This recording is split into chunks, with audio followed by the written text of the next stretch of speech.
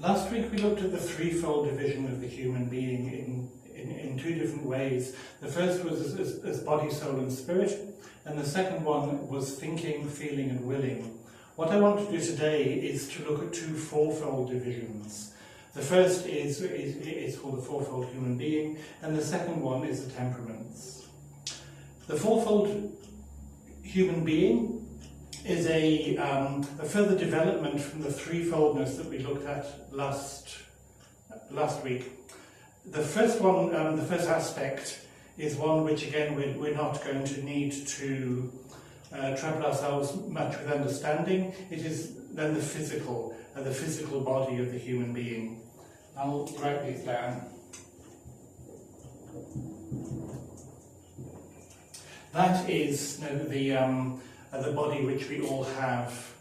Steiner says this is by far our most developed, the most developed part of us, and because there are the physical body and then other, what he calls bodies too, what we really have as a physical body, what any living thing has as a physical body, normally you're not seeing only as a physical body.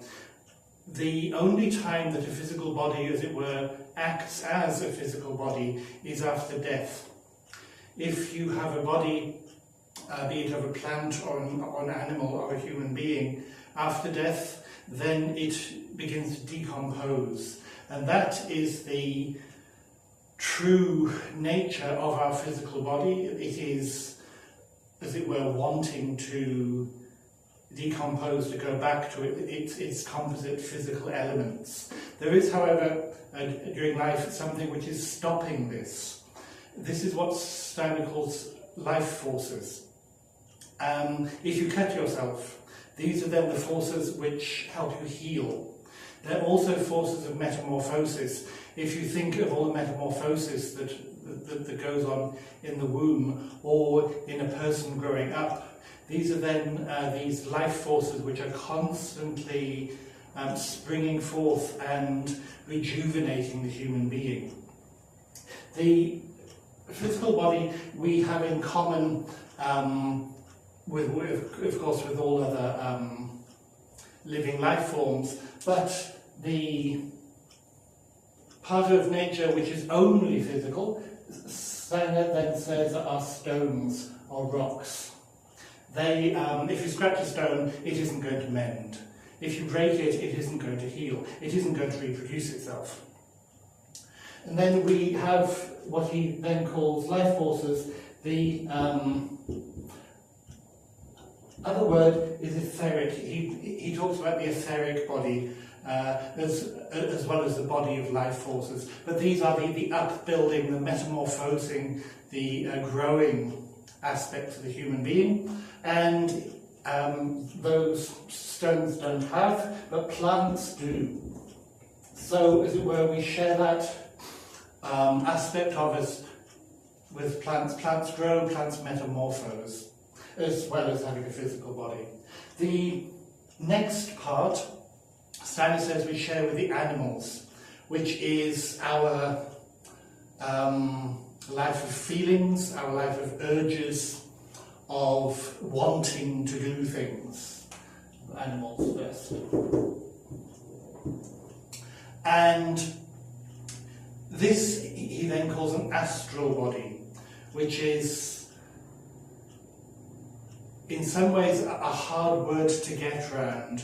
Astral means starry, from the stars. And if you think in English, we have several words which are related to the planets, to the heavens, which are to do with our feelings. If you say that something or someone is martial, warlike, that of course refers to Mars, which was then the planet of war. Venus is then the planet of love. If someone's jovial, or if someone's mercurial, then those also describe the feeling aspects. And so the astral body, our astral bodies, are then our feelings. And we have these, as well as feelings, you can think of nice feelings, also the urges, things we don't really have control of. Be that just the need to eat, the need to drink, procreational urges, these real forces which are within us, which we then share with animals. So those are then the first three aspects of the human being in this fourfold way. The fourth one is then one which only human beings have. And Steiner then calls that the I, or the ego. In German he calls it Ich, or I. So that is then, it's human, and for ego, ego can mean different things. Selfhood, selfness, you-ness, or I-ness. That a quality which, as it were, controls your actions. If we all were only to follow our urges and our instincts, the world would be a relatively warlike place. There are so many ways which I think one doesn't even notice that you are, or something is, but your ego is then controlling your feelings. If you are walking along the road and there's someone whom you don't like, I imagine you don't normally go and punch them on the nose, even though part of you would like to. If you're sitting in the bus queue and there's someone you fancy, I don't think you normally jump on them, so to speak. There are many ways which our ego actually damps down those urges.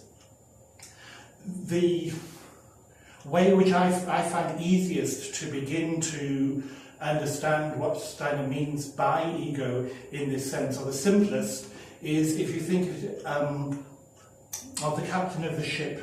The captain, as it were, is has the oversight and also then directs. And that ego is that force which hopefully then is able to direct and modify and channel your impulses. So that this fourfold division, physical, etheric, astral and ego, he then says we share with the four realms of nature: stones, plants, animals, and then human beings. That is, in essence, the fourfold division. These names you're going to start coming across quite a lot. Once you've got an idea of what they mean, then they aren't all that daunting. Physical's fine. Etheric is then life forces, this upbuilding, metamorphosing power. Astral are your urges, your impulses, in their most raw form, not controlled. It is then the ego, the power of self, which then begins to get these in order. Yeah. So that's then the fourfold division of the human being.